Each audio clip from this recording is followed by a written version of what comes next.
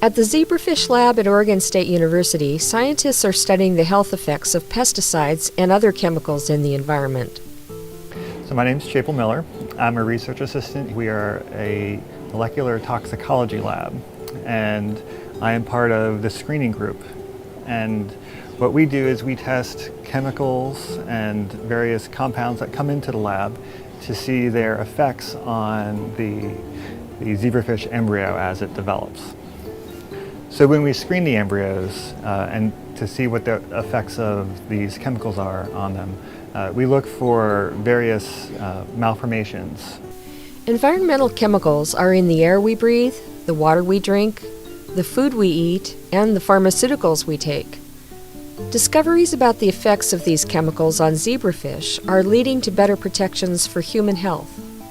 This last summer, we did a very large-scale screen. We tested, it was 1,078 chemicals.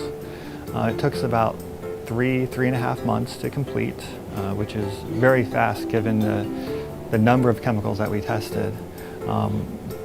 The chemicals were provided by the Environmental Protection Agency, and they included a wide range of chemicals, some that are known to be toxic and some that are unknown to be toxic. So we are just getting started on doing another phase of this, very similar kind of screening.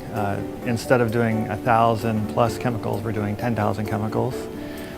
Researchers, engineers, and students at Oregon State have designed robots to speed up the testing of chemicals. So previous to all of our automation, we used to load our exposure plates by hand. And we would use these 96 well exposure plates and would manually suck up an embryo and place it into a well. So one embryo per well.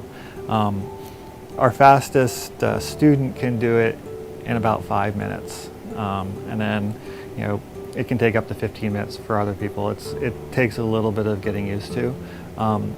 With the robots, we can do it in anywhere from 8 to 12 minutes, and we can do it all day. They don't get tired, their hands don't cramp up, and they're pretty consistent. So here we have robot number 4, loading a plate, an exposure plate. There's a camera mounted above the robot arm that is taking a picture of the dish of embryos. And it talks to a computer, and the computer tells the robot arm to come over and pick up that one single embryo. The one really remarkable thing about this whole system is the embryos are extremely fragile, and if they come into contact with air, they'll just explode. So it has to be really careful when it transfers the embryo across from the plate, or from the petri dish to the plate. And the robots are amazingly good at loading plates. The lab has also designed a machine that swirls the embryos in a unique motion that the researchers call a belly dance. When we get our embryos from the fish room, a zebrafish embryo has a shell on it. It's called a chorion, and it protects that embryo from things from the outside world, such as chemicals. And through trial and error, we've come up with a process using an enzyme and this funny little motion to remove the chorion. So we place the embryos in this petri plate, and we add an aliquot of enzyme, and then we press start. And it does this little motion for about 6 minutes. And between the enzyme and this motion, it causes that shell, the chorion, to get eaten away. That's the enzyme, and then the motion causes it to slough off.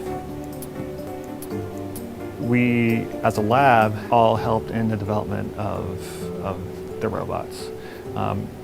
These are only here at Oregon State, and they're nowhere else, which makes them pretty special.